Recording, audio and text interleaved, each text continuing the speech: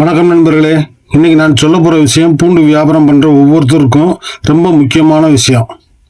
நிறைய பேர் ஒரு மிஸ்டேக் பண்ணுறாங்க. நல்ல குவாலிட்டி பூண்டு நம்ம வாங்கிட்டோம்னா அதை எல்லா இடத்துலையும் விற்றுடலாம் அப்படின்னு நினைக்கிறாங்க. ஆனால் என்னுடைய அனுபவத்தில் அது சரியில்லைங்க. ஒரு விஷயத்தை எப்போதும் ஞாபகத்தில் வச்சுக்கோங்க. உலகத்தில் விற்க முடியாத பொருள்ன்றது எதுவுமே கிடையாது. குப்பையை கூட விற்று காசாக்க முடியும். ஆனால் யாருக்கு என்ன பொருளை விற்கணும் என்பது தெரிஞ்சிருக்கணும். அதுதான் வியாபாரம். அதே மாதிரி பூண்டு வியாபாரத்திலையும் நம்ம முதல்ல பூண்டை பார்த்து வாங்கக்கூடாது. நம்ம கஸ்டமரை மனசில் வச்சு தான் பூண்டு வாங்கணும்.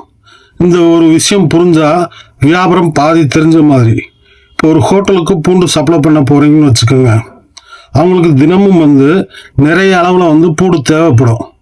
அவங்க முதல்ல நம்மக்கிட்ட கேட்குறது கிலோ எவ்வளோ, அதுக்கப்புறம் தான் தரத்தை பார்ப்பாங்க. அதனால் ஹோட்டலுக்கு அதிக விலை பூண்டை வாங்கி வச்சா அது எல்லா நேரமும் சரியான முடிவாக இருக்காது.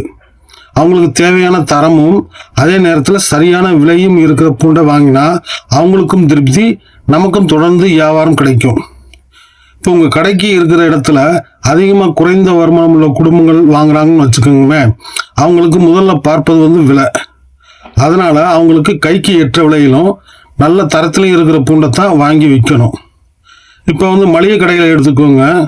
அங்கே வர கஸ்டமர் மிகவும் சின்ன தரமாகவும் வாங்க மாட்டாங்க, ரொம்ப அதிகமாக விலை கொடுத்தும் வாங்க மாட்டாங்க. அதனால அவங்களுக்கு நடுத்தரம், நல்ல தோற்றம், நியாயமான விலை, இந்த மூன்றும் சேர்ந்த பூண்டு தான் அவங்க நல்லா விற்கும்.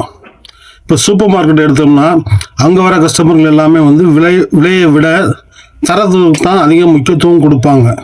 பூண்டு சுத்தமாக இருக்கணும், ஒரே மாதிரி சைஸில் இருக்கணும், உரிக்க சுலபமாக இருக்கணும், பார்க்க அழகாக இருக்கணும், நல்லா நீட்டாக பேக் பண்ணியிருக்கணும். அப்படிப்பட்ட பூண்டை தான் அவங்க தேர்வு செய்வாங்க.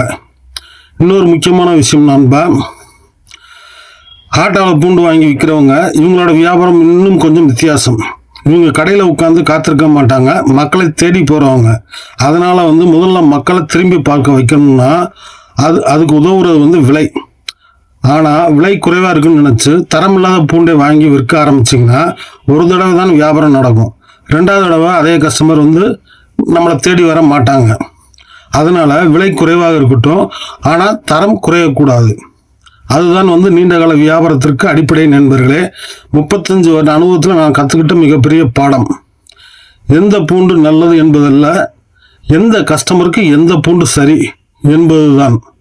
இந்த ஒரு விஷயத்தை புரிஞ்சுக்கிட்டீங்கன்னா நீங்கள் பூண்டு மட்டும் விற்க மாட்டீங்க, நம்பிக்கையும் சேர்த்து விற்க ஆரம்பிச்சிருவீங்க.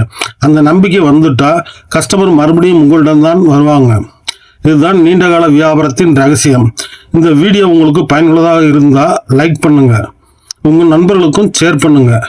ஆர்ஏ கார்லிக் டிஜிட்டல் சேனலை சப்ஸ்கிரைப் பண்ணுங்கள். அடுத்த வீடியோவில் ஒரு பூண்டு மூட்டையை பார்த்த உடனே அதோட தரத்தை எப்படி கண்டுபிடிக்கிறது என்பதை பற்றி பேசலாம். நன்றி நண்பர்களே, மீண்டும் சந்திப்போம். இது ஆர்ஏ கார்லிக் டிஜிட்டல்.